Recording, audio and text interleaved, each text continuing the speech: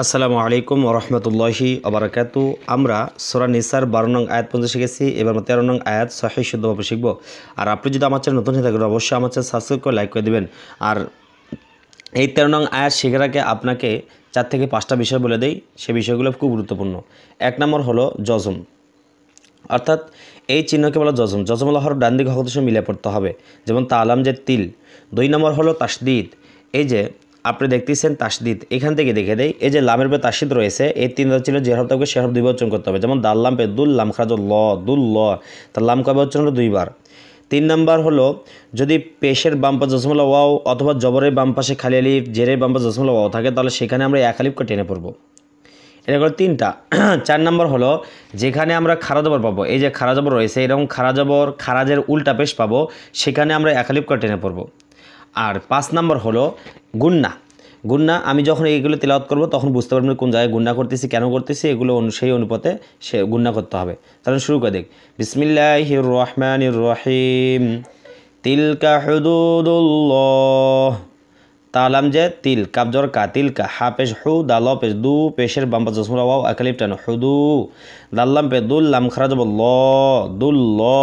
দেখেন আল্লাহ শব্দ টানে জবর পেশ থাকার কারণে আল্লাহ শব্দ লামটাকে আমি মোটা করব, বলবো ল দুল ল, হাজের হি দুল ল হি, তাহলে বলবো তিলকা হুদুদুল্লাহি, তিলকা হুদুদুল্লাহি। এরপরে ওয়াজর ওয়া মিমিয়া জবর মাই, ইদাগামে বাগুন্না, নুন সাকিনের পরে তাসির তলে ইয়া থাকলে নুন সাকিনের পূর্বাহার পরবেশে মিলিয়া গুন্না করবো, বলবো ওয়া মাই।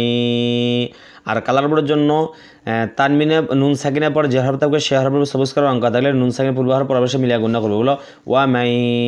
ইয়া পেশ ইউ, তজে তি ইউতি, ওয়া মাই ইউতি।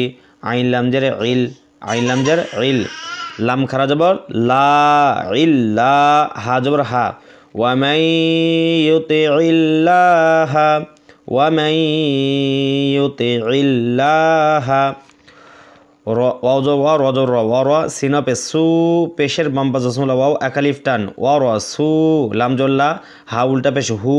ওই যে বলছিলাম যেখানে উল্টা পেশ থাকবে সেখানে একালিফ টেনে পড়তে হবে, তাহলে বলবো ওয়া রাসূলাহু, ওয়া রাসূলাহু। তিলকা হুদুদুল্লাহি ওয়া মান ইউতিইল্লাহা ওয়া রাসূলাহু। আমার সাথে বলেন, তিলকা হুদুদুল্লাহি ওয়া মান ইউতিইল্লাহা ওয়া রাসূলাহু।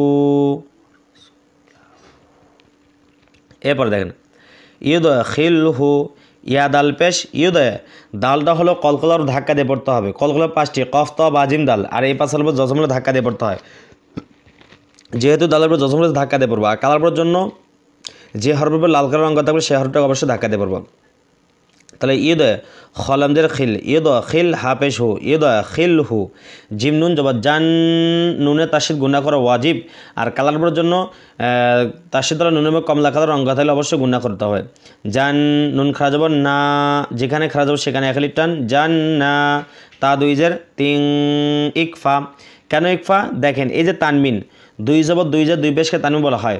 যদি তানবিন এবং নুন সাকিন, তানবিন এবং নুন সাকিনের পরে যদি হামজা হা আইন হা ওয়াইন খ, এই 6 হরফের কোনো একটা হরফ যদি থাকে সেক্ষেত্রে তানবিন এবং নুন সাকিনের গুণা ছাড়া পড়বো, যেমন তা 2 যে 3, মিম নুন যে মিন, এভাবে পড়বো।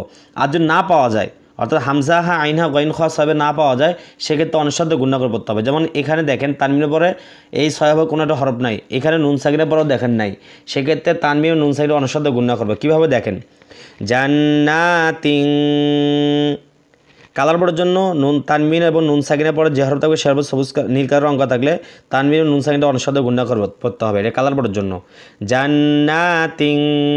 তা জিম জবর তাজে, জিমটা হলো কলকলার ধাক্কা দিয়ে পড়তে হবে, তাজে রয়াজের রি, জেরের বাম পাশে জসমুল্লাহ ইয়া খালিফ টান, তাজে রি। মিম নুন জের মিং, ইকফা।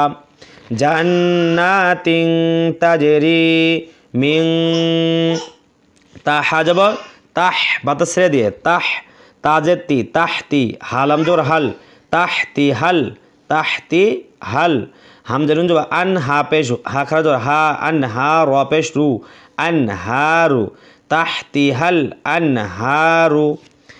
জান্নাতিন তাজরি মিন তাহতিহাল আনহারু খ খাজর খ লাম জেল্লি খলি দালিয়া জেদ্দি জেরে বাম পাশে জসমলা ইয়া খালিফ টান খলিদি নুন জবর না খলিদিনা ফায়াজের ফি জেরে বাম পাশে জসমলা ইয়া একালিফ টান হালিফ জর হা জবরের বাম পাশে খালিফ একালিফ টান তারপর বলবো ফি হা খলিদিনা ফিহা। তাহলে আমার সাথে একবার বলেন ইদখিলহু জান্নাতিন তাজরি মিন তাহতিহাল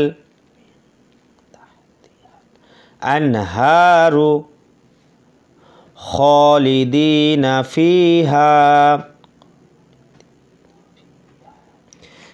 এরপরে ওয়াজর ওয়া জাল খাজব যা যেখানে খারাপ হবে সেখানে একালিফ টান লাম জাল্লি কাফ লাম জর কাল কাফ জা লামকে ধরে লামের জসম রয়েছে ওয়াজালিকাল ফাজা ওয়াকুদ ফাওয়াদ ফাও জালাম পে জুল ফাউজুল ওয়াজালিকাল ফাউজুল আইন জর আ জয়াজ জি জেরের বাম পাশ জসম লা একালিফ টান আজিম মিম পেশমু আজিমু অফ করলে আজিম অর্থাৎ ইয়ার বাজারে জসম দেখতেছেন মিমের উপরে জসম দাও দিয়ে আমরা কি করব টেনে পড়ব তিন আলিফ তাহলে বলবো ওয়াজালিকাল ফাউজুল আজিম। আমার সাথে বলবেন ওয়াজালিকাল ফাউজুল আজিম। তাহলে আপনারা বুঝতে পারবেন কীভাবে পড়তে হবে। যদি আপনার কাছে ভিডিওটি ভালো লাগে থাকে তাহলে অবশ্যই আমার চ্যানেল সাবস্ক্রাইব করে লাইক করে দেবেন। আসসালামু আলাইকুম ওয়া রাহমাতুল্লাহি ওয়া বারাকাতুহু।